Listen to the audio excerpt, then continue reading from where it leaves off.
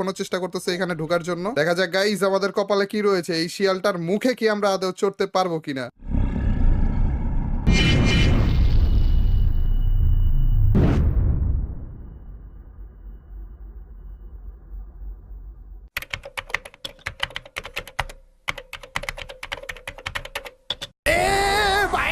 প্রত্যেকটা ম্যাচে এই চান্দু আমাদেরকে ভয় দেখায় এবার এটারে যদি ইচ্ছা মতো মাইটটা দিতে পারতাম না, কিন্তু মারবোটা কিভাবে? এই খারাপে এত বিশাল বড় এক দানব, তার উপর দিয়ে ম্যাপ থেকে কত বেশি দূরে রয়েছে।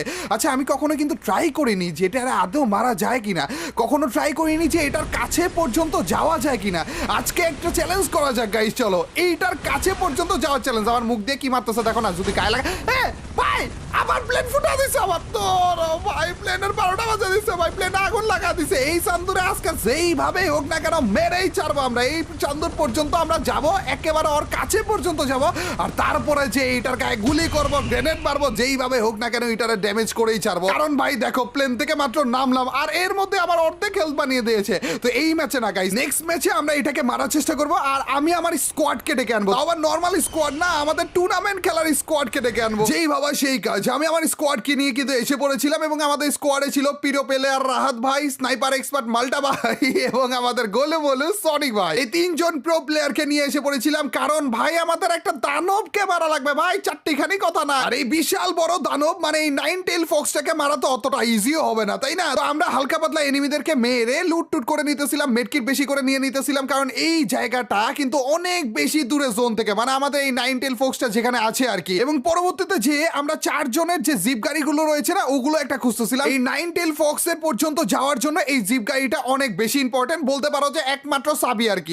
আমরা আমাদের 9 টেল ফক্স বা 9 লেন্সাওয়ালা এই দানবের দিকে এগিয়ে যাচ্ছিলাম আমাদের জিপ গাড়িতে করে, কিন্তু এক পর্যায়ে যে আমাদের আর কোনো রকমের জায়গা থাকে না যাওয়ার জন্য, মানে বলতে পারো ইনভিজিবল একটা দেয়াল থাকে, মানে ফ্রি ফায়ারের এই পর্যন্তই যাওয়া যায়, এর বেশি আর যাওয়া যায় না। কিন্তু আমাদের টার্গেট তো ছিল এর থেকেও বেশি যাওয়া। সেটা কিভাবে যাব? ওইখানে আমাদের কাজে আসবে এই জিপ গাড়িগুলো। কেউ একজন বসে থাকবে এবং জিপ গাড়ি দিয়ে ওকে ঠেলা মারা লাগবে, তাহলে আমাদের ইনভিজিবল যে দেয়ালটা রয়েছে ওই দেয়ালটা পার করে যাওয়া যায়। এইরকম একটা ট্রিক্স টাইপের রয়েছে। এটা তো ট্রিক্স কম, বাগ বা গ্লিচে বেশি বলতে পারো। তারপরে আমরা ট্রাই করতে থাকি, অনেকক্ষণ ধরে ট্রাই করার পরে হচ্ছিল না, তো আমি নিজে নেমে যাই এবং নেমে আমি নিজে বসে পড়ি যে এখন ভাই আমাকে ঠেলা মারো।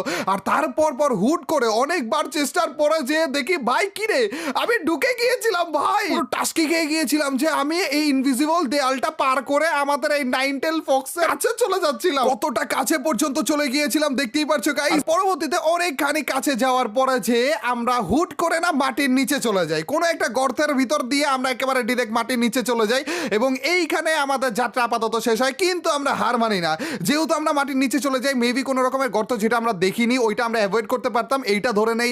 অথবা এমনও হতে পারে যে আমরা লঞ্চ প্যাড ইউজ করে আরো বেশি কাছে যেতে পারি এই 9 লেন্সাওয়ালা দানবটা। এর জন্য আমরা আরো একটা ম্যাচ স্টার্ট করি এবং ওইটার ভিতরে ইচ্ছা মতো মেডকিট নিয়ে নেই, জোনের ক্যারেক্টার নিয়ে নেই এবং বেশি বেশি করে লঞ্চ প্যাড নিয়ে নেই। ওই ম্যাচের ভিতরে আরো কাছে পর্যন্ত আমরা যেতে পেরেছিলাম এই বড় দানবটার কাছে ভাই। চলো গাইস ওই ম্যাচটা দেখা যাক ভাই। আবারও আমরা যাচ্ছি শিয়ালের দিকে, বাট এইবার অলরেডি জোন এসে পড়েছে। এবার আমাদের কাছে লঞ্চ প্যাডও আছে, ঢুকতে পারলেই হয় আগে।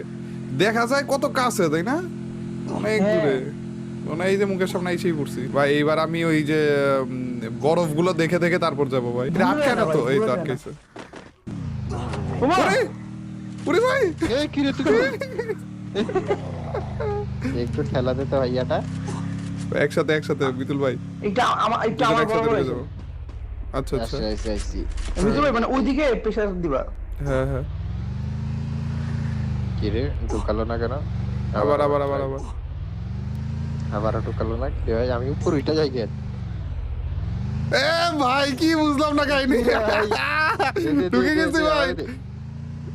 দিতে থাকেন বিতুল ভাই, হাঁটতে থাকেন। হ্যাঁ হাঁটতে থাকেন।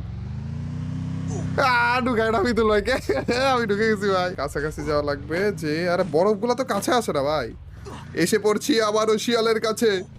এবার আমাদের লঞ্চ প্যাড কই বসাবো ভাই? কোন টাইমে হুট করে আবার নিচে পড়ে যাই ভাই? কটুক পর্যন্ত যে নিচে পড়ছিলাম এও তো ভুলে গেছি। না রিস্ক নিব না ভাই, এবার লঞ্চ প্যাডটা বসা দিই। তাহলে তো গ্লু ওয়াল মিতুল ভাই আমার ঠেলা দাও তুমি। আটকায় ভাই। লঞ্চ প্যাড বসাইলাম এখানে। হ্যাঁ বসাই দেন। আর একটু সামনে যাই বসাবো নাকি? আর একটু সামনে যাই। না রিস্ক নিব না। চলেন ভাই লঞ্চ প্যাডে উঠে গিয়েছি, আসতেছেন আপনারা? হ্যাঁ আপনি যান আস্তে আস্তে। কতক্ষণ দাঁড়াই ভাই, সমস্যা নেই আমার। আমারে দে আমি আসবো নাকি আবার ভাই?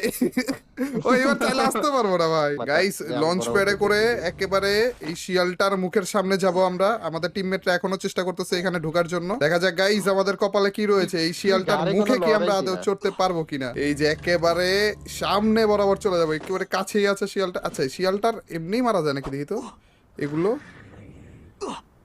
না ফুটে না তো। আচ্ছা টমেটো মারি, দেখি কোন পর্যন্ত যায়।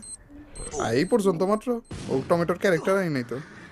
গ্লুয়াল লাগানো যায় না? গ্লুয়ালও লাগানো যায় না, এগুলা লাগাই দেখি। এ ভাই স্টার মারতেছি। উরি ভাই কি গর্জন করতেছে ভাই আমার কাছে আসা। রে ভাই দুইবারে আমি পারলাম, আপনারা পারতেছেনই না কেন? আমার গাড়ির উপর উঠে দেয়। বুঝলাম না কাহিনী। হবে হবে ভাই হবে। ভাই শিয়ালটার একের মুখের সামনে ভাই। আমি গেলে আপনাদের একজনের অপেক্ষায় আছি। না ভাই এই যে লঞ্চ প্যাড চলে যাবে, আমি গেলাম ভাই। হ্যাঁ আপনি চলে যান। 3, 2, 1 and boom! ও ভাই বরফের উপরে আছি, বরফের উপরে আছি। নিচে পড়া দিছে ভাই। এবার বরফের উপরে ছিলাম, তাও নিচে পড়া দিছে ভাই। একবারে কাছে পর্যন্ত গেছিলাম, মুখের কাছে, মনে হয় ওর নিচে এসে পড়ছিলাম আমি। উরি ভাই। ওইটা আমি গ্লিচ। আচ্ছা এইবার দেখি যে কত নিচে যাইতে পারি। আমাকে নিচে পাঠা দিছে কিন্তু মারেনি এখনো। আর এইবার তো ক্যারেক্টারও আছে। কত আমার টিমমেটদের থেকে 4000 মিটারে গেছি। ঢুকাই দিতে আমাদের। দিছে ওরে সেরা ভাই। সনিক ভাই এসে পড়ছে। আমি কেন আরে বিতুল ভাই আসতে পারলো না। দেখেন লঞ্চ প্যাডটা পান্নাকে দেখেন ভাই। আমি 10,000 মিটার দূরে আপনাদের থেকে, 10,000 মিটার নিচে, মাটির নিচে। 13,000, 14,000 ভাই। যত নিচে যাইতেছে তত তাড়াতাড়ি নিচে যাইতেছে। এ ভাই আটকে গেছি ভাই। কোন জায়গায় যেন দাঁড়ায় পড়ছিল, এখন আবার নিচে যাইতেছে। 16,000 মিটার নিচে। আরে ক্যারেক্টার ইউজ করতে পারতেছি না ভাই আমি, নাইলে আরেকটু পয়সা থাকতাম মনে হয়। আরেকটু বাঁচো ভাই, আরেকটু বাঁচো।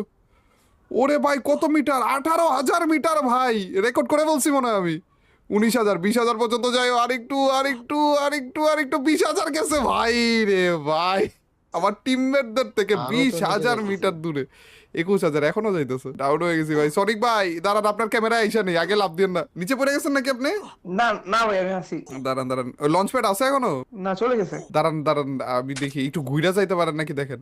গাইস মরে গিয়েছি 13,000 মিটার নিচে, 23,000 মিটার নিচে আমি নেমেছিলাম। এনা আমাদের সনিক ভাই এখনো পর্যন্ত আছে শিয়ালের কাছে। এই যে বরফ পর্যন্ত গেলে না নিচে পাড়া দিতেছে। ঘুরে যাওয়ার কোনো ওয়ে আছে নাকি দেখেন তো। ওরে ওরে আপনি তো যাইতেছেন মইরে। সোজাই যান সোজাই যান, আপনি সোজাই যান ভাই। বেশি কাটতেছে ভাই, সোজা সোজা। ডান দিক করে শিয়ালের দিকে তাকায় তোর মারুন। এ ভাই নিচে এসে পড়ছেন। খেয়ে গিয়েছি রে। না না হবে না হবে না হবে না। সুপার নাই না?